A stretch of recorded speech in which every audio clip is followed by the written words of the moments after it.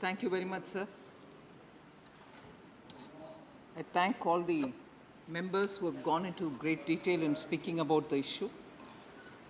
In fact, I would like to start by saying I'm indeed happy to be able to stand up here and give the reply for this debate. And actually, but for the COVID which hit me, I would have been here the first day when the debate should have started. And from my party and from the government, I would like to assure every member in this House that debates, particularly on such topics, we have always been keen to participate and respond because we strongly believe in parliamentary democracy, and I have personally never been against giving replies, and sometimes I probably do it a bit more than what is expected of me because I go to the extent of trying to answer every point raised, which sometimes can mean a longer session, sitting and hearing more of the minister's reply. But let me assure this House that debates are definitely something which we respect and want to participate, and I'm glad today that we've had this debate, and I'm here to respond to what the members have spoken about. Many of our members seem to have heard what I have spoken in the Lok Sabha yesterday. So on many of the points, although they have been raised here, I would not elaborate too much. Of course, in honor of the member who's raised it, I will respond somewhat, but they have heard me on many of those issues in great detail, having spoken in the Lok Sabha, so I'll try to keep it crisp on some of these points. Sir, I started there, and I would like to start here as well to say that Indian economy, compared to the situation prevailing in many of our peer groups and compared to the situation in many of the developed economies, is definitely much better. But that does not mean that we are running away from saying, because, like some of the members have said, imported inflation, and because of the imported supply chain related problems and global commodity prices, we are being impacted. These are realities, and we are here to answer and discuss on them. Nobody is saying, or nobody is in a denial about price rise. I mean, even Professor Ram Gopal Verma spoke, and he's not here now, but Ram Gopal Yadav ji, sorry, thank you for correcting me. He said, no, धरातल में जाकर देखिए, numbers नहीं, numbers भी देखेंगे, धरातल में क्या हो रही है वो भी देखेंगे, हम भाग नहीं रहे। और ये भी सच्चाई है कि numbers के मुताबिक भी हमारे inflation rate का एक band रहता है, 4 is the median point, -2 or +2 is what is normally accommodated. And we are at 7 with some effort. Or it can be slightly more than 7, but we have made sure that the Reserve Bank and the government put together are taking enough steps to make sure that it is kept at 7 or below, ideally below 6, the band. So nobody is denying. And therefore, when we say, look at the world where some countries are experiencing inflation which they have not seen in 40 years, 35 years, 27 years, it doesn't mean that we are saying there's no inflation in this country. So, it becomes very, very haranguing. That's not to say about you. If the debate constantly is only attributing things which we have not even said. So let's please, both on data and on Dharatal, thank you very much, Professor Ram Gopal Yadav, constant interaction with people who are affected is giving us inputs, and based on which we are having a targeted approach from the pandemic until today when the recovery is going on. And through the targeted approach, we are reaching sections which so desperately need that help. Of course, yes, you can do a lot more. Nobody is denying that. But that doesn't mean we are saying, no, we won't do anything at all. And also this very impressive narrative which can go on, oh, you've collected so much from the fuel excise duty and the cesses, and you're sitting with it, and the poor person is not being given any help, I'm sorry, I will list out, and I will definitely list out what for the poor person even today we are doing, and we love to do more. That's not to say, oh, you gave 50 people, you don't want to give the 51st. No, we will give. But to think and attribute to us that you're not doing anything for the poor, I'm sorry. And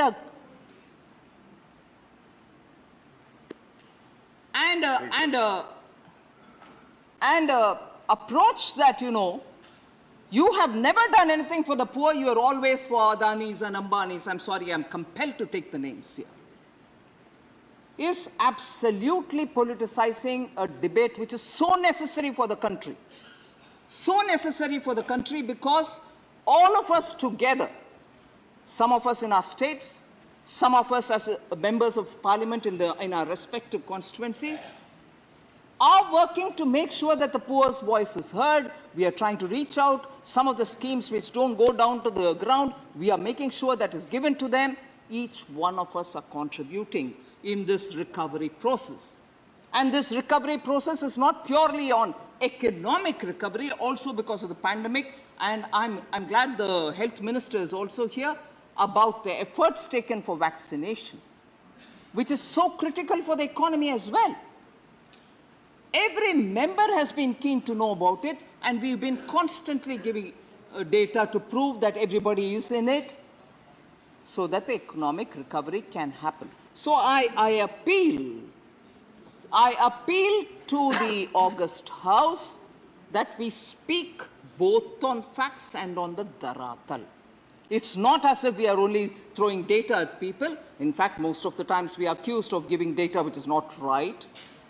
So I'm definitely emphasizing that comparing with many of our peer group nations, emerging economies, or even looking at some of the advanced economies, India's position. Let's be somewhat comforted by the fact that our macroeconomic fundamentals are strong. It's all very well for us to be told, no, you should do some more here, some more there. But if you're denying that the macroeconomic fundamentals are not strong, I'm sorry, you're not going to be taken seriously. Not by me. I will take you seriously. You're a member of parliament. I'll honor you. But let's talk on what's actual and not what is generated, I don't know by who.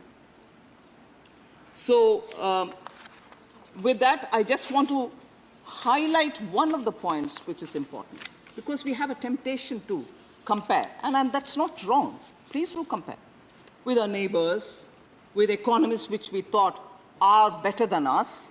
Probably they were, and you wanted to tell us that they are better and why are we not. All that is fine.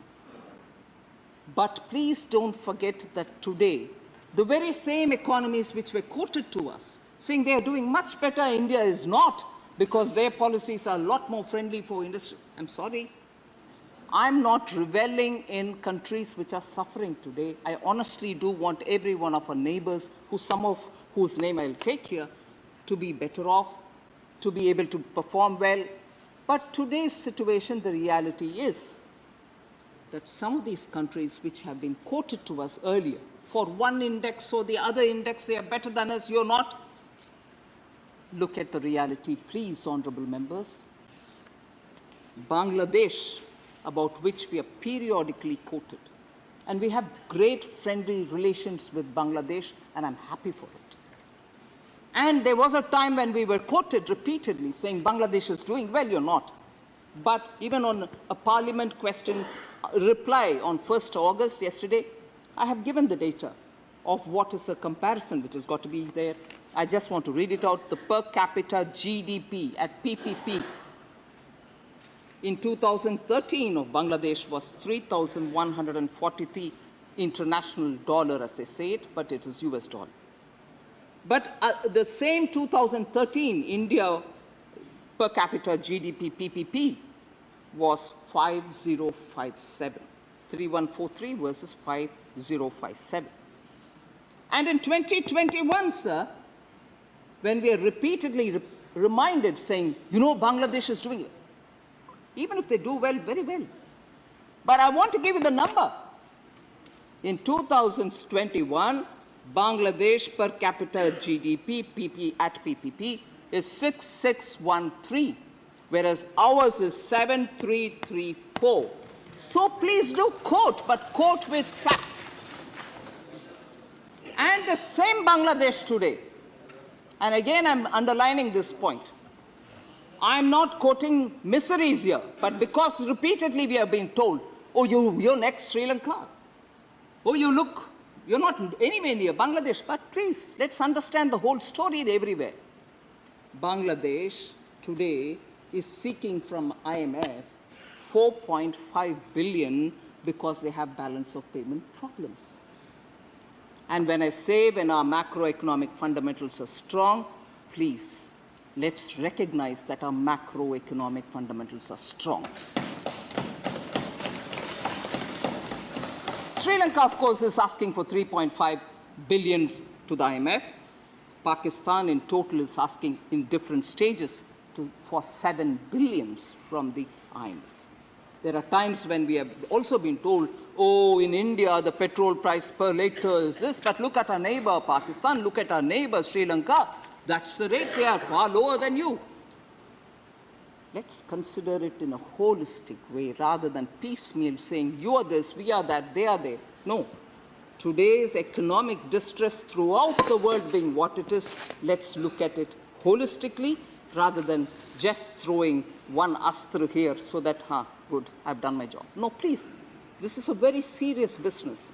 And all of us are honestly members of this House who will have to look at very seriously what kind of things can be done so further we are able to improve the lot of our people. Now I go to specific points raised by honorable members because I would like to answer them. I'm not going to get into greater details of other things which govern the macroeconomic situation. The first speaker, Elamaram Karimji, had raised few things which I think were not based on facts. I would want to correct them. He spoke about bank checks. I would like to say there is no GST on withdrawal of cash from bank. There's no GST, please. And today on very many things I will say there is no this, no that. On the GST, sir, because the more I listen, I'm worried that I'm coming, one after the other. More I listen to issues related to GST, I have a concern that probably information is not reaching, the right information is not reaching, and as a result, there's quite a lot of misconception. And I would today attempt to clear some of these misconceptions. So that was, first of all, no GST on withdrawal. Specifically on the checkbooks. GST has been imposed on the bank checkbooks when banks buy it from the printers of the checkbooks, because banks will have to buy it in bulk. And from them, when they obtain it, because banks don't print their checkbooks, they buy it and from the printers, and the printers, after all, for the paper, after all, for the machine, after all, for many other things that they have, and the services that they are paying GST for those inputs with which they manufacture the checkbook and supply to the banks. So for them, there is a tax GST because they already are paying input tax for many of these items. So the stream till the consumer, because it's a consumption-based tax, will have to keep settling tax dues at every level. So that is what is before you, Honorable Member Karim. So I want you to kindly take into cognizance that as regards the consumer or the bank client who takes the money, withdraws the money, there is no charge on him. It is a bank which purchases from the printer for whom there is a GST. Otherwise, the bank will end up having to the printer will end up with at a lesser cost he gives the banks, and the input tax credits will get accumulated. And I elaborate on the fact that the bank, when you go withdraw cash, 5 free transactions from your own bank's ATM and 5 from an ATM of a different bank you can draw without any charge. They are free transactions, so 10 in total. And in 3 banks, I think transactions are limited to 3 and not 5 because in 6 metro cities there are difficulties, and instead of 5 they give for 3. However, for small, no frills, basic saving bank deposit accounts, which are what the common small and middle class families use, they are still permitted to 5 free transactions even in metro cities. So 5 plus 5, 10 transactions in a month is totally free when you draw it from your ATM. So let's please not be led by misinformation. And then banks may provide more if they choose to, because RBI has not asked them to contain it at that. If you want, you can do more. So that is about bank and withdrawals. Again, an issue which I may periodically now and a bit later also elaborate about the pre-packaged item.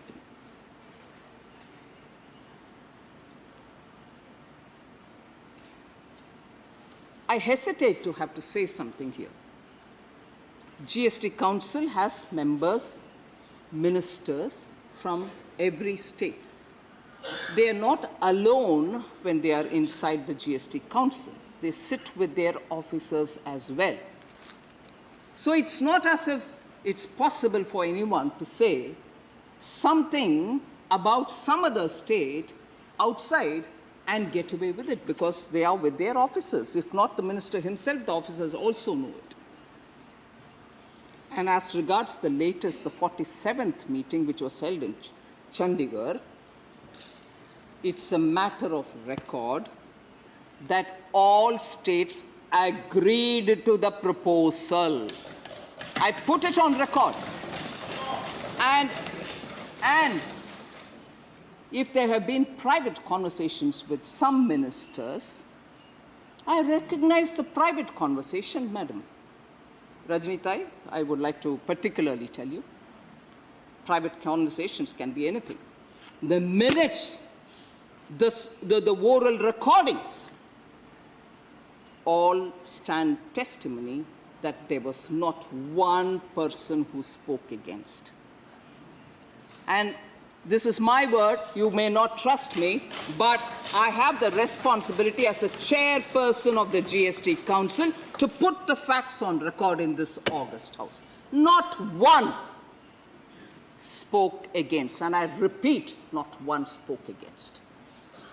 So there was not even a single disagreement for the decisions which were taken, and I'm glad Sushil Modi ji spoke about it elaborately, to the extent that some of the members thought, oh, the minister's reply is being given by him.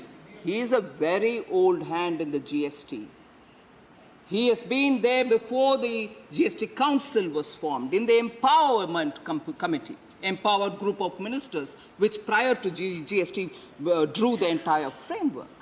And I do not derive any pleasure by saying something which is not true. You can always pull me up later. My credibility will be gone to the bins. Why would I want to do it? And if ministers who had agreed and who later do not want to stand up and say, look, I agree, I can't hold them responsible. Bhaiya, you were there, why don't you want to say? I will not ask them. In the council, what happened is what is on record, and about that, if there are speculations, it's my duty to answer it. And that's what I'm doing. I repeat, 47th council meeting in Chandigarh, where after a 3-layer process, the fitment committee, and I'll go to the details to tell you who were the members in the fitment committee. And post that, a group of ministers. I'll tell you who were the members of the group of ministers, not just my BJP compatriots. Ministers from all different states were in this group, some others were in this group, and post that, it comes to the GST Council. And why has this correction become necessary? Then and now, the poor's consumption of any of these are not being taxed even now. Even now they are exempted. And when in 2018, the branded people, some of them who were not registered as brand but unregistered, were also given the exemption. There was a thorough, rampant misuse. Because those who were given exemption, not so registered branded people, were all right getting the exemption, but those who were registered and high-value brands were given a choice, saying if you disclaim your registration of the patent or your copyright or your brand, you also become one of those brand, but not registered. Blatant misuse happened. And this from 2019 has been worrying the GST Council. Every meeting this was discussed, and there were amounts also looked at as to what this misuse is leading to. And in its wisdom, therefore, the Council said, we'll have to work out some way in which the poor continue to get theirs without GST, but the brand and unbranded, which is happening, will have to be dealt with. And therefore, what we've done now is this continues for the poor. They're not being taxed. The exemption continues on rice, puffed rice, dahi, chawal, lassi, whatever. It continues. What's now, the exemption has been withdrawn, is on the pre-packed. Even now, when a trader who is dealing with small customers has to sell in loose, he has to buy his product from somewhere. So when he buys in bulk, gets it packed up there, and then brings it to his shop, he's not being taxed even now. He can get his 25 kg, 30 kg, come here to his shop and sell to the poor without GST.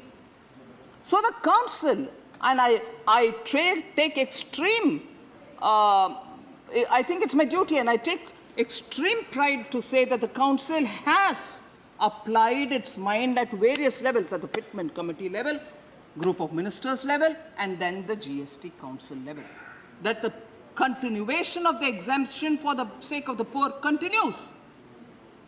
And the misuse which was happening from the branded ones, particularly those which are registered brands, had to be corrected. That's what has happened.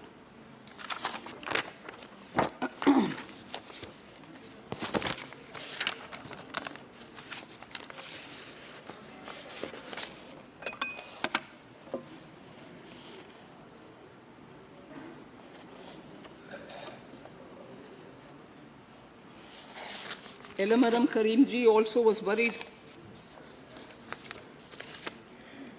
that we are dealing with diamonds so kindly.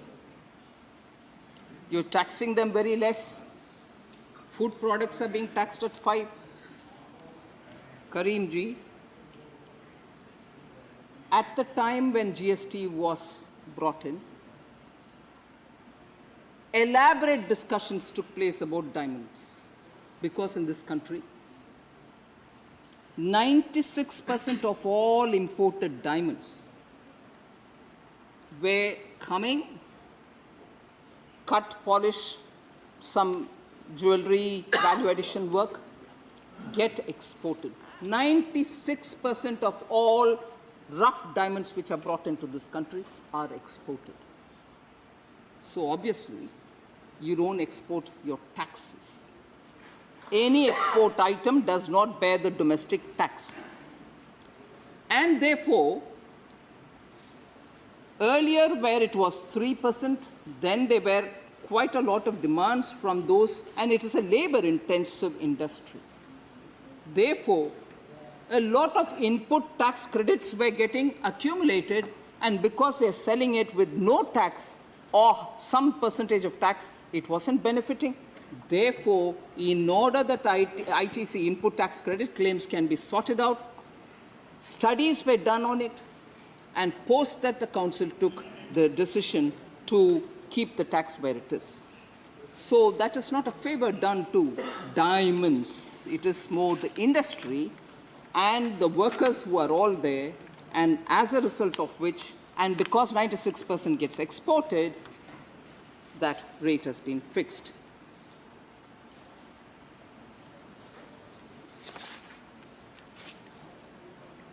Honorable Member Karim also said, since independence, if I'm able to recall his words, since independence, there's never been a tax imposed on cereals and food products. Please correct me if I'm wrong. But I'm sorry, no. I need to put the facts before you. Prior to GST, the VAT rates on pulses, dal, wheat, rice, flour, atta, maida, suji, rava, besan, paneer, curd, lassi, buttermilk, by states, I have it here. Every state in some or the other item has imposed a VAT. So since from independence, nobody taxed on cereals. No, sir. No. Since you're from Kerala, I'll quote that example first and I read out the others later. In Kerala, pulses before GST was taxed 1%. In Kerala, atta, maida, 5%. Suji, rava, 5%. Besan, 5%. Taxed. So, it's fine. We may probably not have the necessary information in our hand, but every state had one or the other tax on all these items, which today have become the GST-related curse. No, sir. In fact, therefore, there are some states, Jharkhand, for instance, 5% on dal, 5.5 wheat, 5.5 rice, 5.5 maida, suji, rava, 5.5, 5.5 besan, paneer, 5.5. Maharashtra had it even on lassi, curd, buttermilk, 6%. Ma'am, I'm not quoting Maharashtra to, for you to raise up for a point of order. No, with due respect, I'm saying Maharashtra prior to GST taxed lassi, taxed chas, taxed buttermilk, curd at 6%, madam.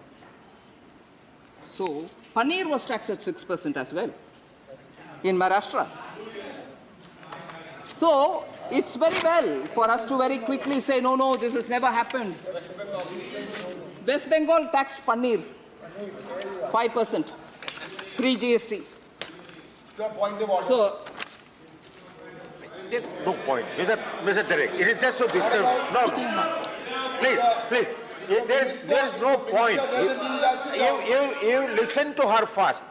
Let her make her statement. No, not in between. Not in between. You are not supposed to disturb the minister while she is replying. Don't disturb. Don't disturb. Why should I disturb? No, you are disturbing in No, I her only asked reply. for a point of order. Why No, I am not allowed. Sir, Please be I'm not seated. disturbing. I'll sit down. Please. I'm not allowed point of order. Yes, madam. Sir, is this a classroom? I'll sit down. Once the minister's reply is over,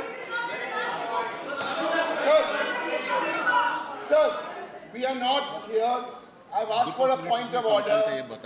Because she mentioned West Bengal and Paneer, I asked for a point of order. If you think we are a classroom sitting here with students, on this we walk out. You don't want to give us a chance to even express ourselves. No, sir.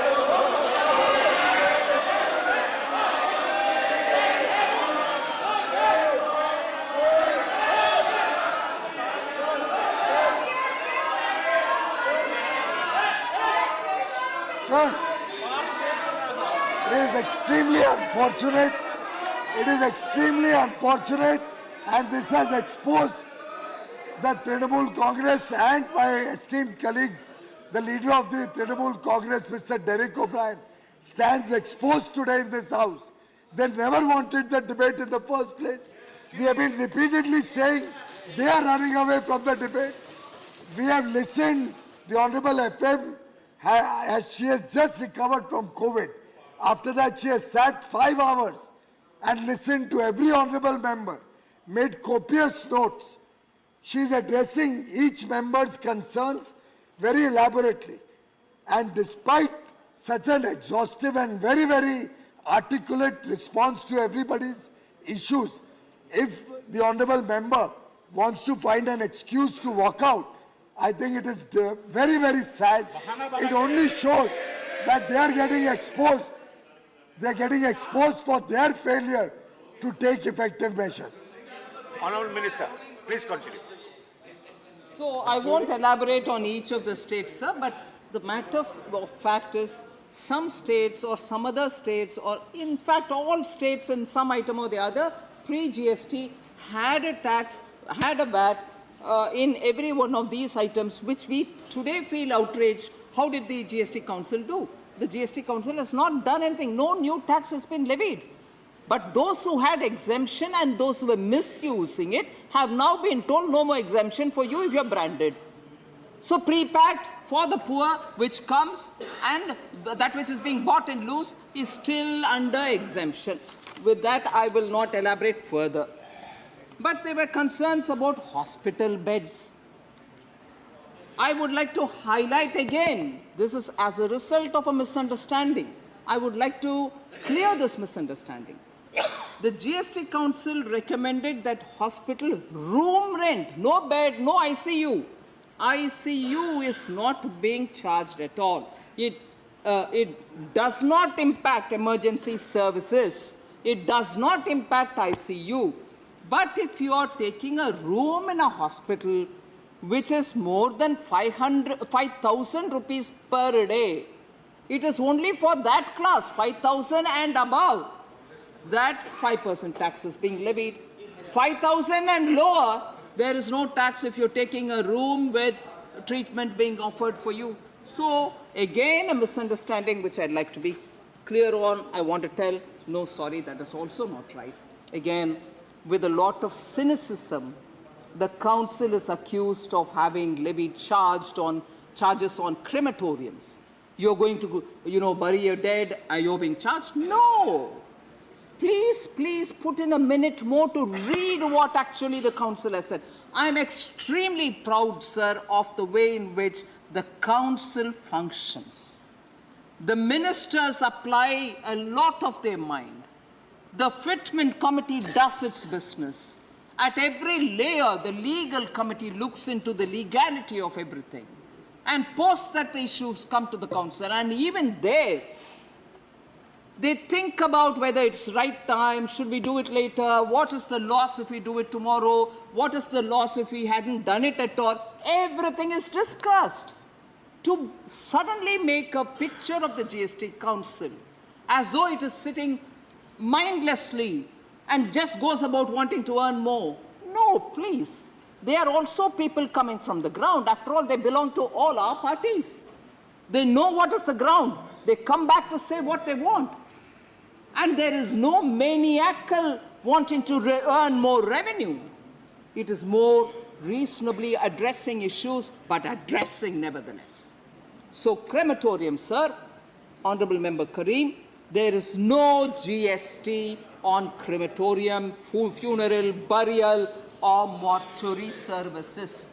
कोई इसके ऊपर tax नहीं है, मगर क्योंकि वो सब exempt है, मगर कोई एक नया क्रिमेटोरियम बनाना चाहता है, उसके लिए इलेक्ट्रिकल वाटर इंसिनरेटर ले आ रहा, कुछ और बना रहा, वो सब के लिए वो टैक्स पे करके वो ले आता है इंस्टॉल करने के लिए. He buys these huge incinerators, also builds it with materials for which he pays tax. And when he comes here to build it, he's already paid the tax. How will he retrieve it unless he's got? So the construction of crematorium is what is being taxed, and it is not as though the services, you go to bury a dead, you're being taxed. No. Let's please understand how the economics of taxation works. Yes, it is important for being conscious that we don't hurt a poor consumer. But it doesn't mean that we break the taxation chain and disrupt the whole GST framework And also even now we say, oh, no, GST is a failure. Not at all. I actually want to highlight this, and I shall do it, that after the introduction of GST, today I heard a lot of this, Grihani, Grihast. GST Council is also conscious of Grihanis.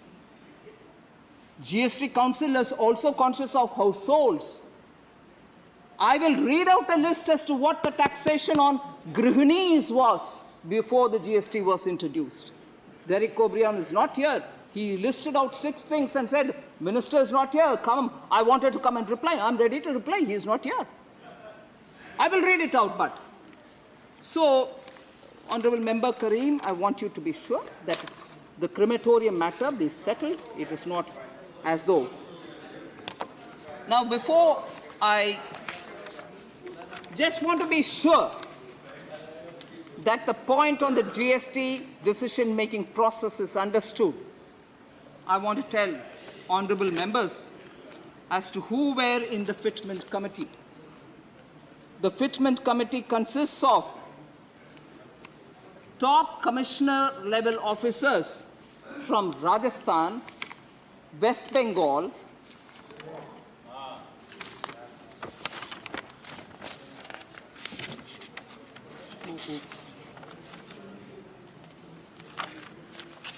sorry, I've misplaced a paper, but I will read it. I'll get the details. Okay? That is at the fitment committee level. After that comes the group of ministers. Who are the group of ministers in this? West Bengal, Rajasthan, Kerala, Uttar Pradesh, Goa, Bihar.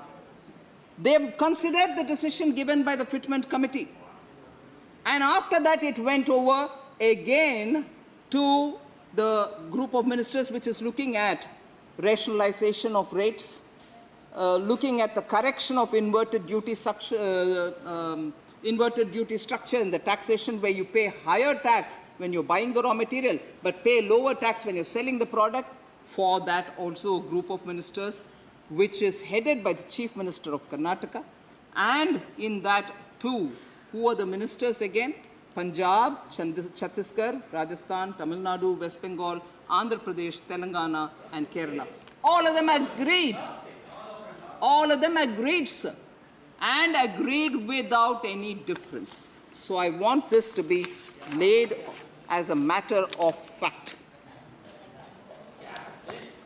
There were concerns about portion, nutrition, and also about how reduction in malnutrition and issues like that.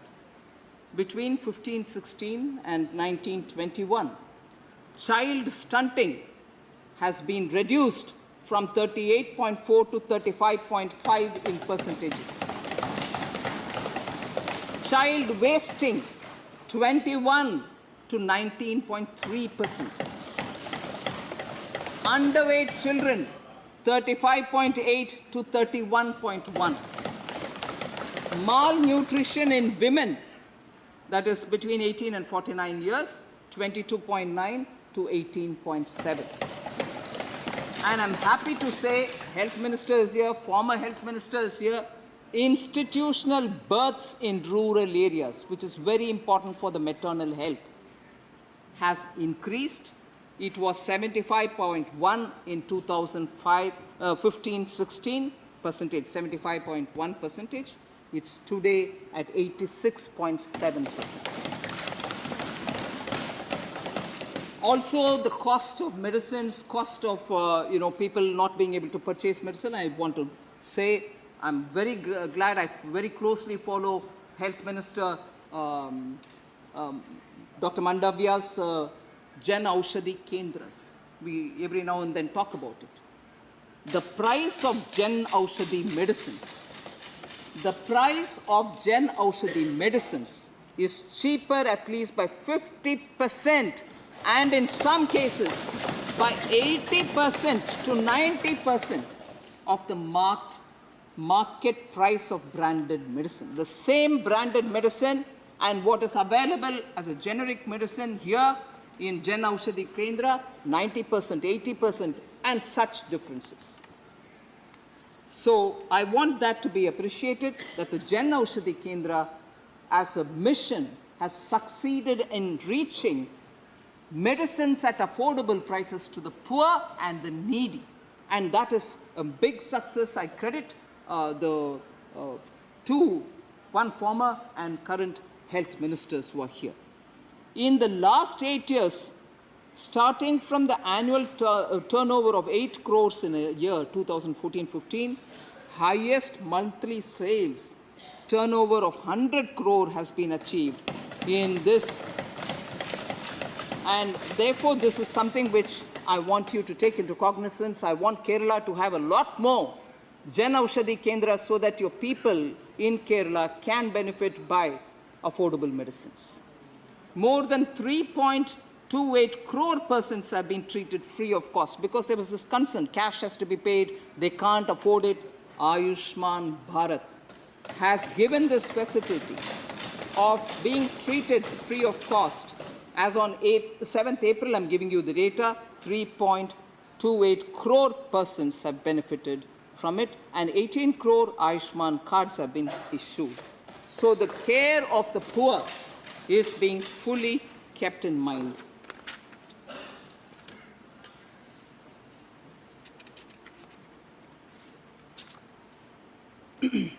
Honorable Member Shakti Singh Guhed, he's here, and very many other members spoke about how Ujjwala is really not making a difference. You spread it, but then we all gave up.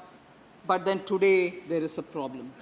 I just want to highlight that as of May 21st, when we announced the excise duty cut, we agreed and we announced that 200 per gas cylinder up to 12 cylinders will be given to over 9 crore beneficiaries of Pradhan Mantri Ujjwala Yojana. We've not forgotten them. But the cost of the gas, LPG, is not in our hands. If we are importing it, and if the prices are going up, obviously we'll have to make sure that the poor get it at a concessional rate. We are giving 200 per cylinder, and not for 1, 2, 12 cylinders are being given that subsidy. It must be noted that between 2014, actually in 2014, there were only 16.8 crore LPG connections. It is today in 2022, 30.5 crore people benefiting from Ujjwala.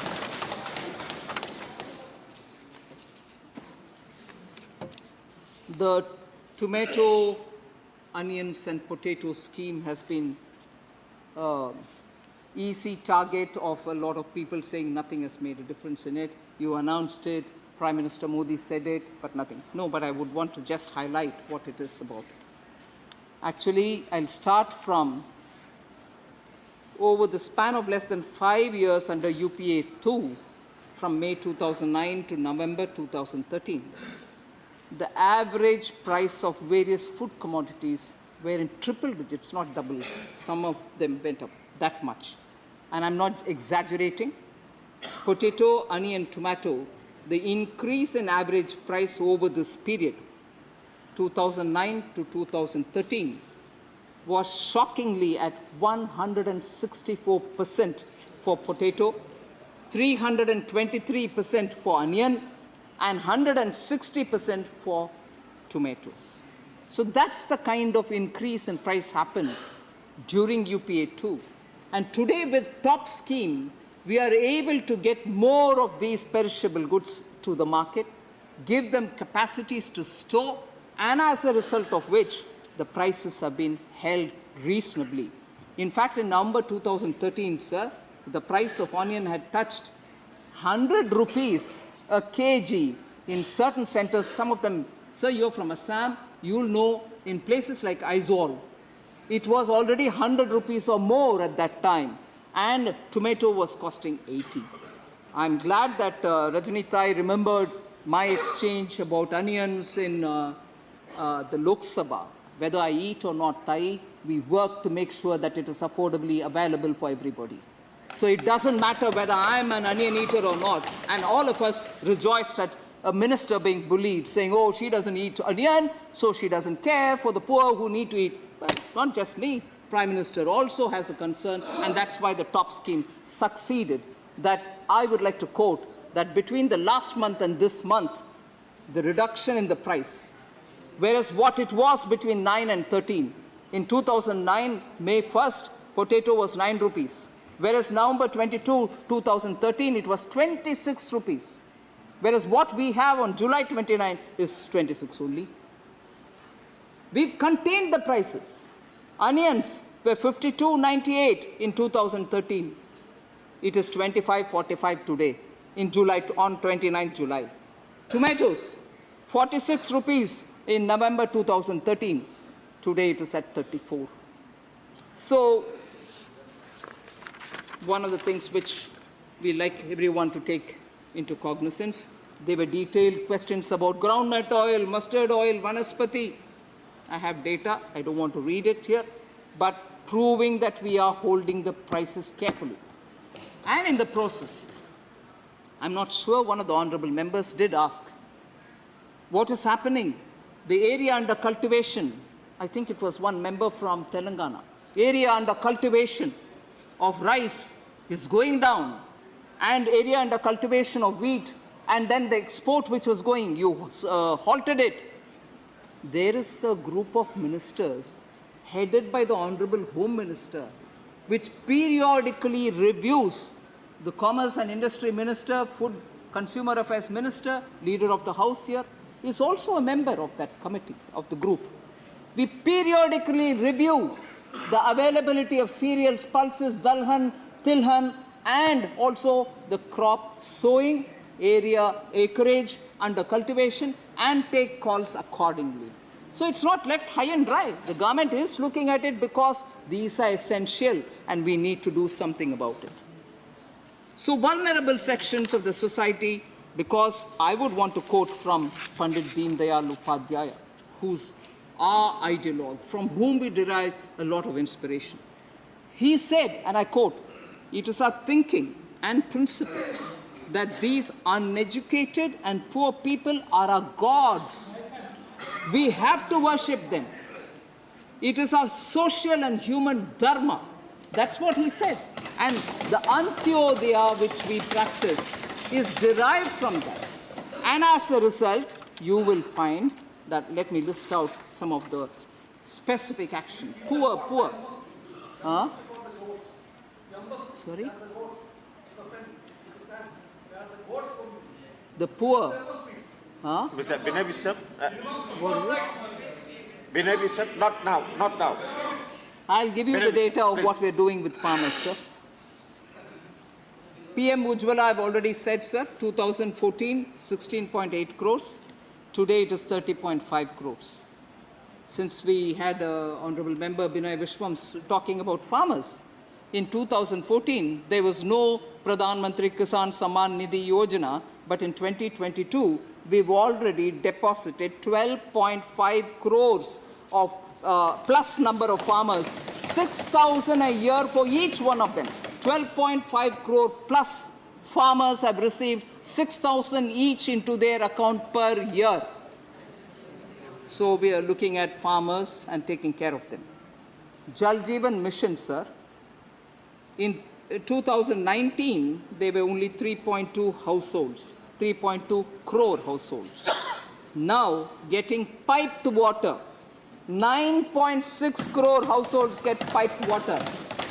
Taking care of the poor actually, not just throwing some money and saying, दे दिया poor के लिए पैसा. नहीं, सचमुच पानी जा रहे उनके घर में नल के द्वारा. 9.6 crore households. Sir, street vendors, PM Swanidhi Yojana, 2014, there was no scheme.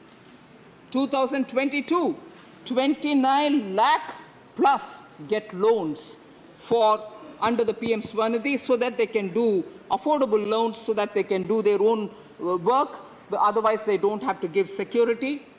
Without security, they get it. Ayushman Bharat, I've already said. Ayushman Bharat Jan Arogya Yojana, 3.28 crores get free treatment. So let's please, I know member Sanjay Singh, he's not here, he was talking about poor ke liye, garib. We are attending to garib. In reality, as to what they need in their house is reaching them. Tiruchi Shivaji also mentioned some of these, garib ke liye kya hai. One point on which member Ranjan also speak. Ranjan ji also spoke about. So you've given Ujjwala cylinders, but what's the use? The price is going up. And I've already told you that we've given for up to 12 cylinders in a year, 200 rupees each cylinder. But there is an important data I would like to highlight here. LPG coverage, sir, is defined as ratio of the active consumers to the total households which are getting covered. That has increased from 61.9% in 2016 to 102.2% in November of 2021. That's not possible unless people are having their refills made periodically. So it's not true that people are not coming for refills. Yes, the price has gone up. It is not in our hands, but still we are giving 200 rupees per cylinder for people so that they don't, that may not be sufficient. You can ask me to give them totally free the cylinder. They may deserve it, but I'll also have to consider how many people I can afford to give and so on. So, You are covered already. Amount has been reduced yesterday in the House. Amount is reduced to now only 242 crore is the subsidy amount.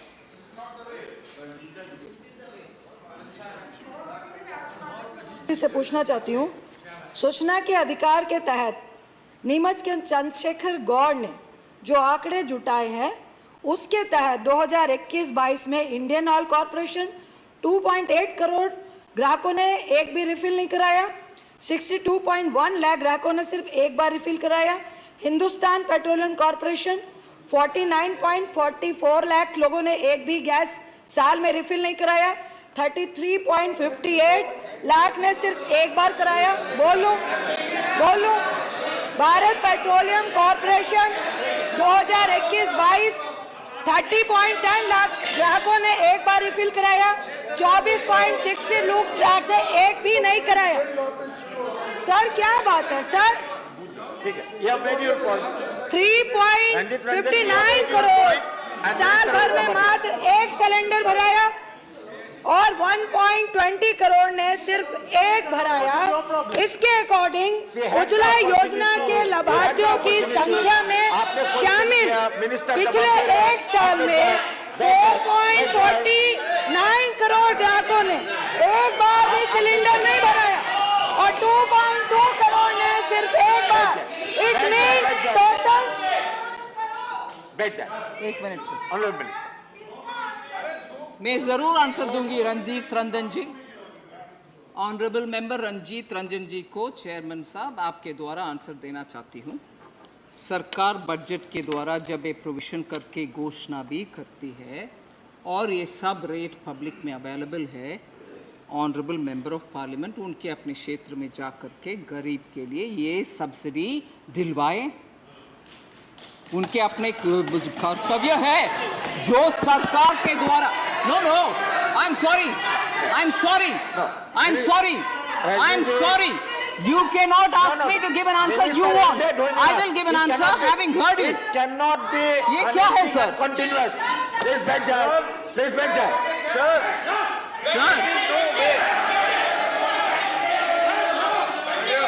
This is no way. Nothing will go on record. Which are saying without my permission. So I'm not yielding now, sir. Nothing will go wrong. I'm not yielding now, sir. I'm not yielding now, sir. I sat down. आप सुन लीजिए जरा please, हाथ जोड़ करके मैं बोल रही हूँ, सुन लीजिए प्लीज। सुन लीजिए, बैठिए। I'm not claiming it.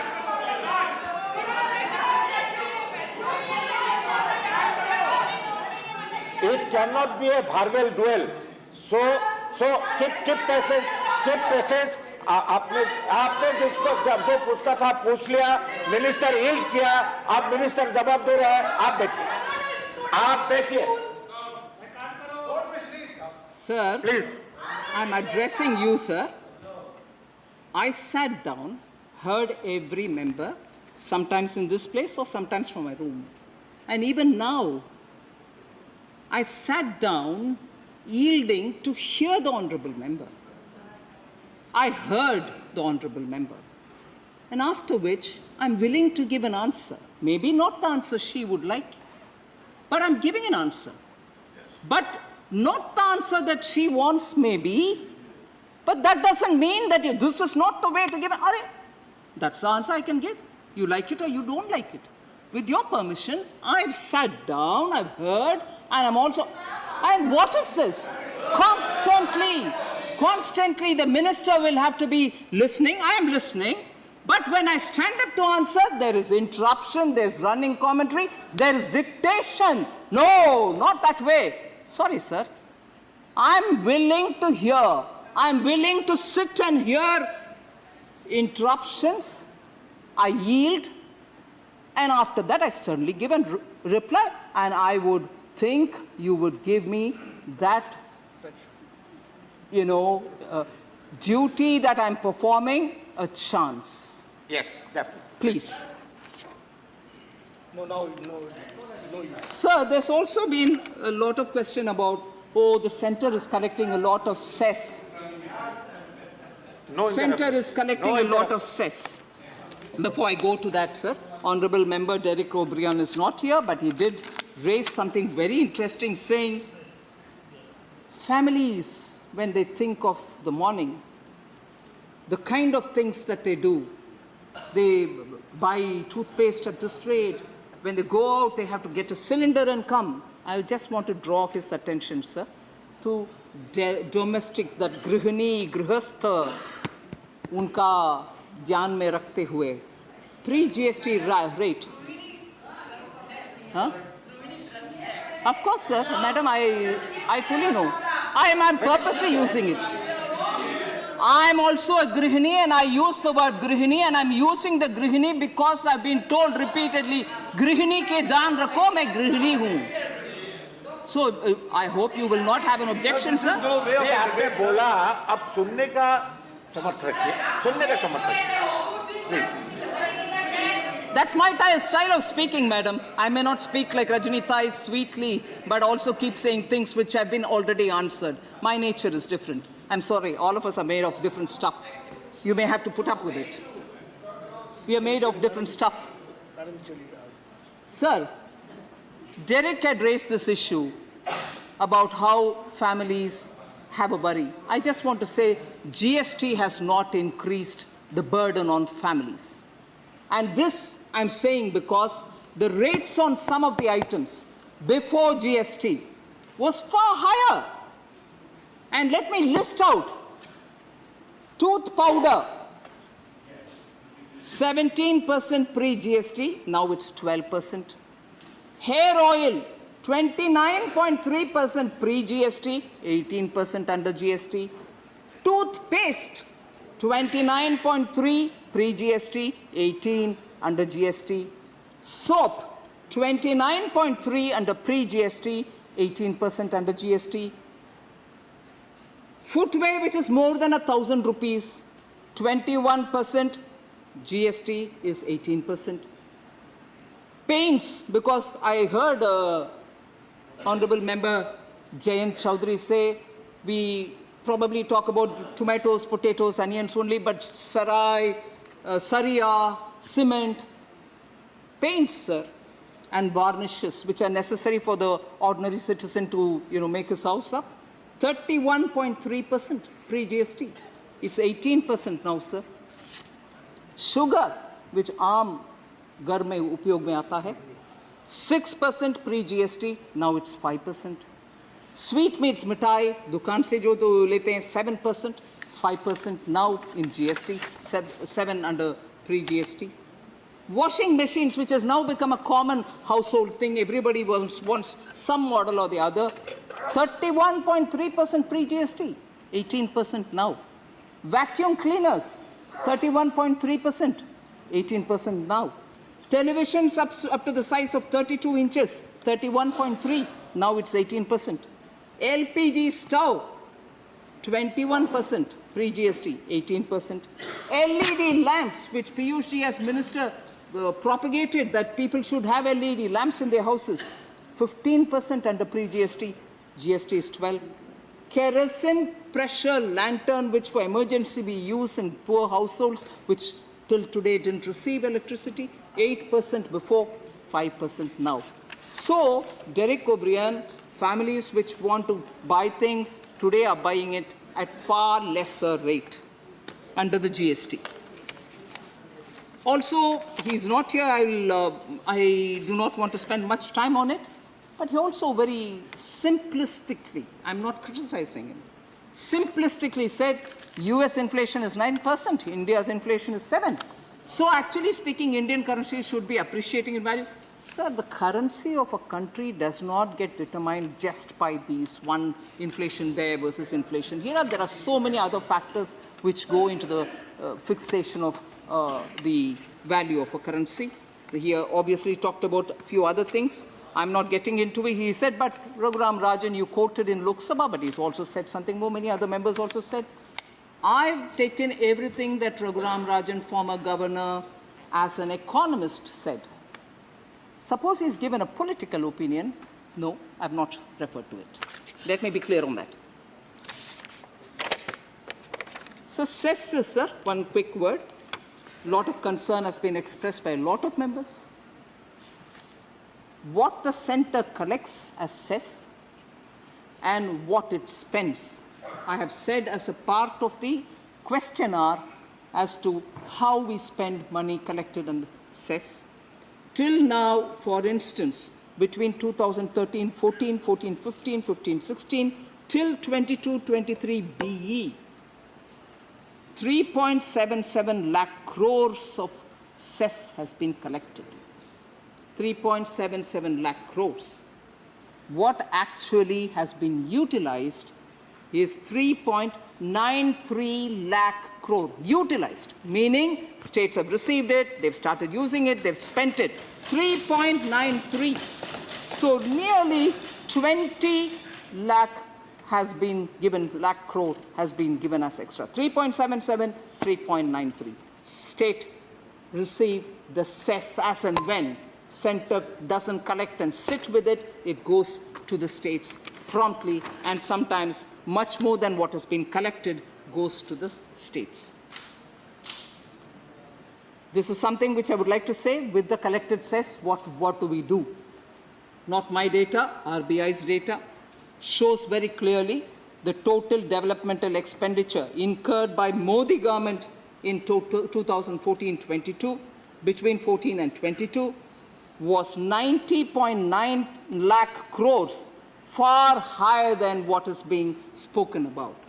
In contrast, only 49.2 lakh crores were spent on this, meaning developmental expenditure, between 2004 and 14. So 10 years, 49.2 lakh, whereas between 14 and 22, 19.8 years, 90.9 lakhs is what we have spent on development. So cess collected goes to the state, development expenditure happens, that's the total we have spent.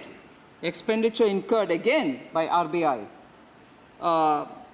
by Modi government on food, fuel and fertilizer subsidies. Honorable Member Sushil Modi spoke about how global fertilizer prices have costed us huge amounts in importing, but we have not passed that burden on to the farmer, and this is where the money is being spent. What is the amount? 24.85 lakh crores have been spent on food, fuel and fertilizer subsidies, and 26.3 lakh crores has been spent on capital creation, whereas 10 years of UPA saw only 13.9 lakh crore spent on subsidies of this nature. So cess collected, cess utilized. Has GST reduced the flow of resources to the states? I'll very quickly give a data which runs between 2015-16, before the introduction of GST, to today. total flow of funds to the states have increased substantially, an average of 14.8%, approximately close to 15% during the first 5 years of GST, despite the pandemic. The pandemic has not reduced us. We've given what was expected to be given and given slightly more as well. Whereas the average growth before the introduction of GST was only 9%. So 9% before GST, and after that the states have received 14.8% average resource growth in the states. So no way cesses are growing, devolution is happening, GST revenues are reaching. So states, please, are receiving, and the misconception that cess is not being utilized by us for the state's benefit is not right.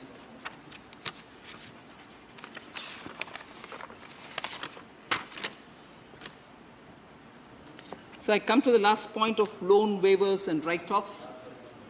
Member Sanjay Singh had raised it. The confusion about write-offs are not waivers. Waivers are different, write-offs are different. This has been explained several times. But again, it's politically convenient, I suppose, to say, oh, you have written off, which means it's all waived off. If they are not waived off, the bank's balance sheet gets cleaned up, but the bank's duty, it remains. And I can say that in the parliament, I have answered questions about how much of Malaya's assets, Kingfisher Malaya's assets, have been brought back to the bank. How much of Nirav Modi's assets have been confiscated by the ED and given to the banks. So banks' dues are getting repaid. So write-off means that the bank's balance sheets are getting cleared, but the banks pursues, and all the securities which are lying with them are being legally auctioned, and the monies are being given back to the banks. So this... No, let her reply. Let her reply be finished. No. Hey, this is not the way. This is not. I allowed you once, not all the time. It's not a barbell duel. It's not a running commentary. No, it's not a barbell. Please. Madam Minister, continue. Nothing on the call. Continue. Last 2-3 points, sir. I'll finish with that. I know it's quite... I halted when I said the fitment committee, which is the first layer, and after that the GOM. The fitment committee, the paper was incomplete. Fitment committee, the states which were represented in the fitment committee, Maharashtra, Gujarat, Rajasthan, Haryana, UP, Bihar, West Bengal, Tamil Nadu, and Karnataka. So all of them were in the fitment committee. From there, the GOM, in which I read out the states which were represented. After that, the GOM, which is headed by the Chief Minister of Karnataka. After that, the GST Council. Nowhere was a difference of opinion. The last few points, sir. Honorable Member Vaiko is here. He had a concern about ICUs are also being charged. No charge on ICUs, sir. And GST has imposed taxation, and because of that, there's a lot of even those items which were under the 28% rate at the stage of introducing the GST, there were more than 229 items, all with 28% rate.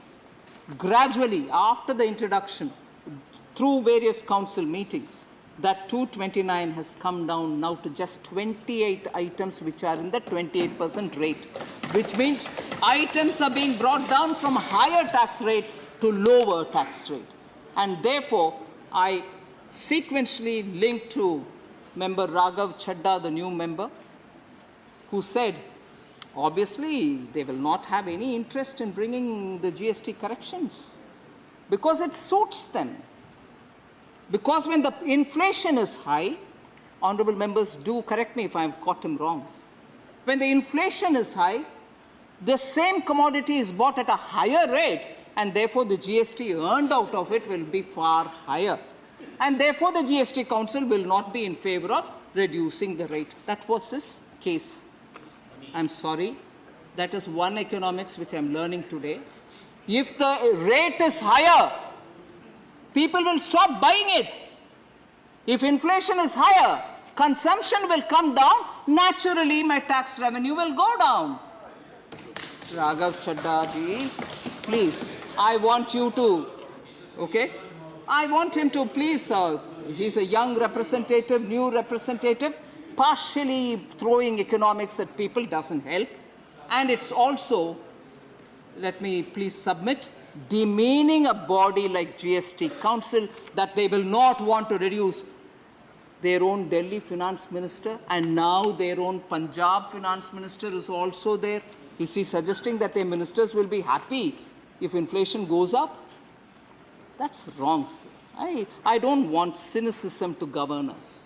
We are all capable of doing better. So I think largely I have addressed most of the issues, sir. So thank you very much for having given me this opportunity. Thank you, Minister. Message from